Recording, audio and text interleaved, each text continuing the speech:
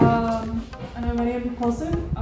degree year 3. الصيف اللي فات I had the absolute pleasure اللي أنا I interned في ال Visionaries program مع SPH and I worked with all of you من إنس بسملة دينا ومس سميرة of course,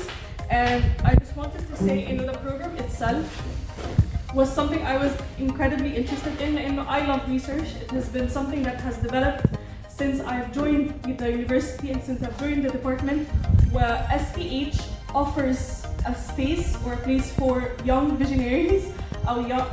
the youth to explore and implore the things that they want to talk about. Like a wonderful conversation that is not very common in Egypt, and an initiative that is very important for a lot of the youth and for development of Egypt. I was very glad to